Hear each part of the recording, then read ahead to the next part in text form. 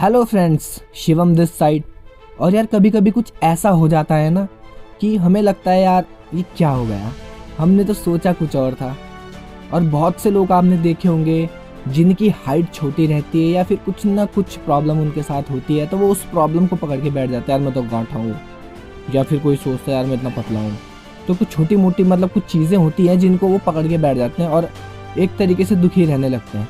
तो एक चीज़ मैं अगर आपको बताना चाहूँ तो एक सिंपल सी बात मैं आपसे शेयर करना चाहूँगा कि ये जो हो गया इसको इस नज़रिए से देखना चाहिए हमें कि ये हो चुका है, अब हम उसको कुछ नहीं कर सकते, हम इसको बदल नहीं सकते। तो हमें इसको एक्सेप्ट करके कुछ बेहतर करना चाहिए, लाइफ को एक जीने का अलग मकसद ढूंढना चाहिए। एक स्टोरी से रिलेट करके बताता हूँ, आप इससे समझ पाओगे कि जो होता है ना अच्छे के लिए होता है। तो स्टोरी शुरू करते हैं। एक आदमी था, वो एक कुत्ते को लेके बाहर घूम रहा होता है मज़े से सड़क पे। अचानक उसके सामने एक खरगोश कूदता है। अब खरगोश उसके सामने कूदता है तो जो उसका कुत्ता होता है वो उसके पीछे पीछे भाग जाता है।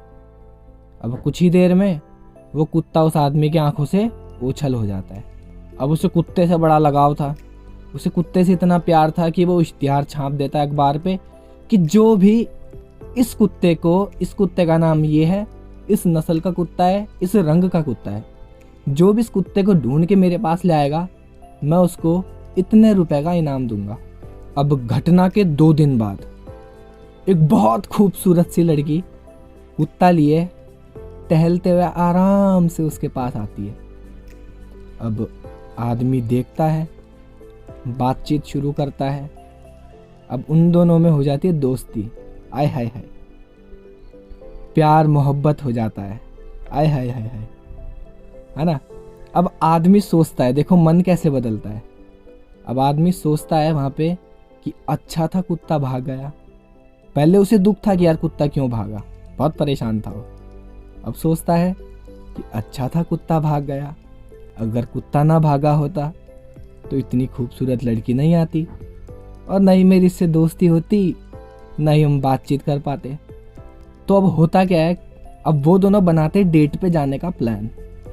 अब लड़की बोलती इस टाइम पे इतने बजे आप यहाँ पे आ जाना, इस जगह पे। आदमी कहता है ठीक है। अब आदमी अगले दिन डेट के लिए जा रहा होता है, रास्ते में उसका एक्सीडेंट हो जाता है। अब एक्सीडेंट होने के बाद वो आदमी सोचता है इससे तो अच्छा था कि कुत्ता ना ही भागा होता, न ही कुत्ता भागता, न लड़की आती, ना मैं डेट के लिए जाता, ना एक्सीडेंट होता। अब उस आदमी को हॉस्पिटल ले जाया जाता है, उसके सर पे चोट लगी होती है।